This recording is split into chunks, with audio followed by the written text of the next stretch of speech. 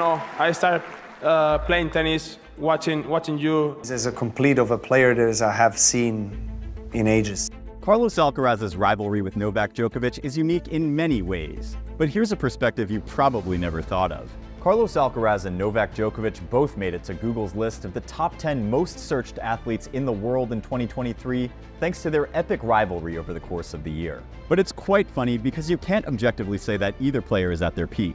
Of course, Novak is already 36, which obviously isn't a peak year from a physical standpoint. On the other hand, Alcaraz at 20 still has his whole career ahead of him and could become a much better player in the future. So what makes their rivalry so special?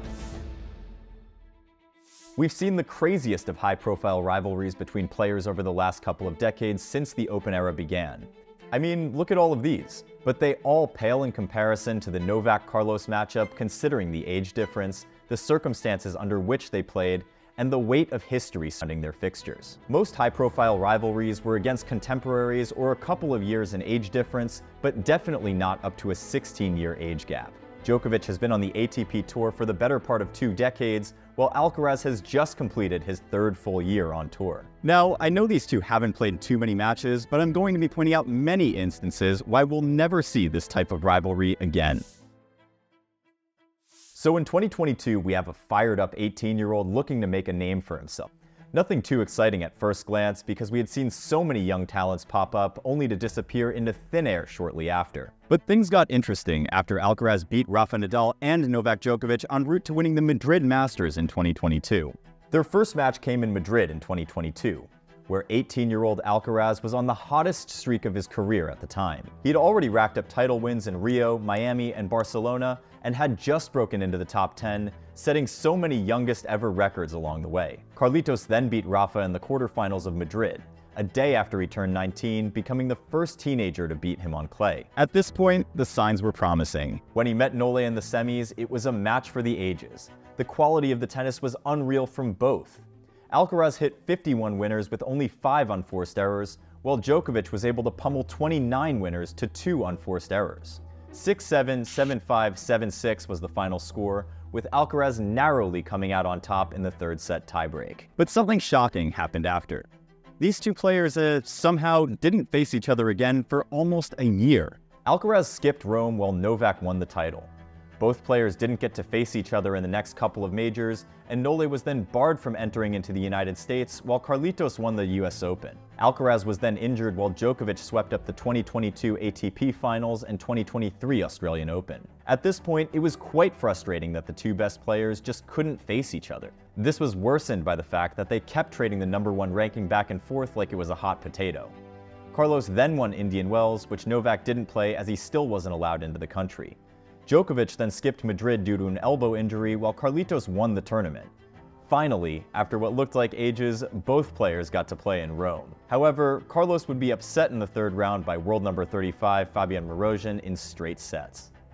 Finally, we got what we wanted when both players met at the semifinals of the French Open. Interestingly, Alcaraz was the youngest man to advance to the semifinals at Roland Garros since a then 20-year-old Djokovic did in 2007. You would have thought that with the king of clay out of the tournament due to injury, Novak would be considered the favorite. But many people were taking Alcaraz over Djokovic. It was brutal tennis for the first 2 sets, and both players were even until Alcaraz began to cramp in the 3rd. From there, it was pretty much a one-sided affair with Novak cruising to victory 6-3, 5-7, 6-1, 6-1. But on a positive note, we knew from that point, as long as both players were healthy, we were always going to have a match on our hands. Both players had kind words for each other after the match, and you could tell that there was no animosity between either. Here's what Novak said. I told him at the net, he knows how young he is. He's got plenty of time ahead of him, so he's going to win this tournament, I'm sure, many, many times. He's an unbelievable player, incredible competitor. Very nice guy, so he deserves all the applause and all the support. And Alcaraz said this. Not easy to play against Novak, of course, he's a legend for our sport, and if someone says that he getting into the court with no nerves playing against Novak, he lies. We were then blessed with perhaps their most memorable fixture when both players met in the final at Wimbledon. We all know that Carlos had little experience on grass, but after winning Queens, we knew that he could be a threat on any surface, and boy, was he. The 20-year-old had not only reached the final, but also ended a 21-year record, a record that was in fact older than him and was held by the Big Four. No other player outside the Big Four had won the tournament since Lleyton Hewitt in 2002, but Carlitos did it against the very best. You see, all signs pointed to a Djokovic win against Alcaraz in the Wimbledon final. He had won his last 27 matches in a row at Grand Slams, his last 34 matches in a row at Wimbledon, the last 4 editions of the tournament, and an all-time record 45 matches in a row on center court. Well, it took Alcaraz 4 hours and 42 minutes to end all of that. Watching a player playing on the surface where he had the least experience and beating the very best on the surface at the time in a final, that was unbelievable. I don't remember ever seeing it happen in the sport. In terms of the gameplay, it was a mix of everything. Backhand slices, drop shots, volleys, lobs, cross-court plays, powerful ground strokes, everything. Within a month, Carlos had overcome his nerves and physical ailments that saw him crumble at the French Open. At this point, Alcaraz was now ahead 2-1 in the rivalry, and it was quite a shame that many people wrote Nole off after this encounter, and that really pissed him off. That pissed me off so much that I needed to win everything on American soil. But like he's always done his entire career, Djokovic had an answer for all the doubters in Cincinnati. The playing conditions were super harsh with the temperature over 100 degrees, so although the quality from both players was right up there, there were occasional slumps. Again, like in the previous 3 encounters, both players were even after the first 2 sets, but not before Novak saved a match point to take the contest to a decider, which he eventually won in a tiebreak, 5-7, 7-6, 7-6, despite Carlitos also saving multiple match points. For a large part of the match, Carlos tried to impose his game on Djokovic, but the Serbian was able to contain him with depth and direction change. The match lasted 3 hours and 49 minutes and has now become the longest 3-set final in ATP history. For Nole, it was a record-extending 39th Masters 1000 title and a statement of intent on American soil where he had not played for 2 years. We all expected both players to face each other again in the final of the US Open as the number 1 and number 2 seeds, but Daniil Medvedev downed Alcaraz in the semis and ruined the party. But not to worry, the year still had one last matchup for us. Novak skipped the Asian swing in order to stay fresh for the last tournaments of the year, while Carlos got a little obsessed with chasing Novak so that he could become the year-end number 1.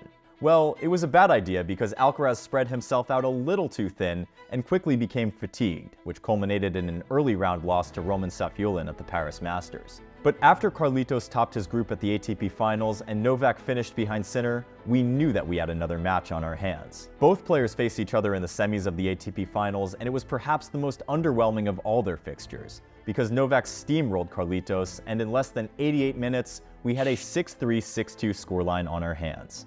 In favor of the Serbian, of course.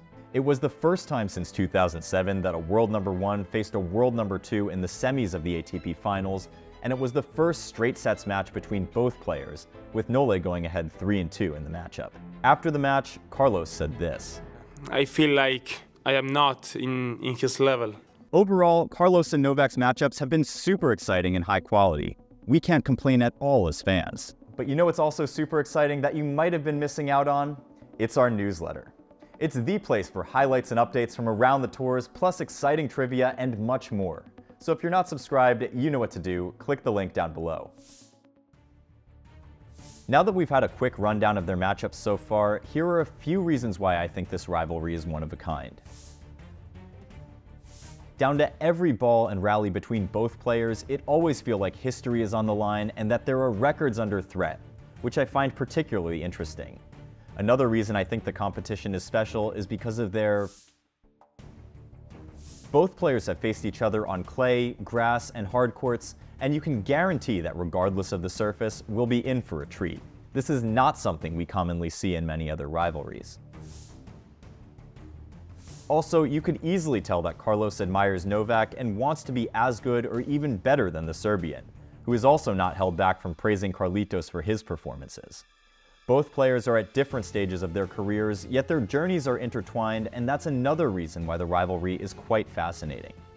The kind of respect here is one where a young talent recognizes greatness and vice versa. No bad blood, no dirty tactics, just pure sportsmanship. Speaking of young talent, who are we really talking about? Because at this point, Novak is literally a next-gen player. One thing though, this video wouldn't really be complete without a little comparison of both players at age 20. Djokovic, at 20 years old, had 10 titles. This included 1 Grand Slam at the 2008 Australian Open, 4 Masters 1000 titles, 1 500, and 4 ATP 250 events. His highest ranking as a 20-year-old was world number 3. Alcaraz, on the other hand, has 12 titles, 2 more than Djokovic at the same age. Of his 12 titles, he has 2 slams, 4 Masters 1000s, and also has a higher proportion of ATP 500s, 4, compared to ATP 250s, 2. On top of that, Alcaraz finished the year world number 1 when he was only 19 years old. Djokovic was unable to achieve that feat until he was 24 years old. All that being said, I think this comparison is irrelevant because there are too many variables. I'd rather take the next couple of seconds to appreciate the greatness of both players. To put it simply, Novak is the best in history, while Carlos Alcaraz is a once-in-a-generation talent and someone who could go on to do unbelievable things for the sport. But for now, he continues to stoke Nole's fire, and that's only a good thing for us fans. We might as well drink it in and absorb everything we can about the Carlos Alcaraz and Novak Djokovic rivalry while it lasts, because statistically and in other aspects, we may never see something like this again. But what are your thoughts?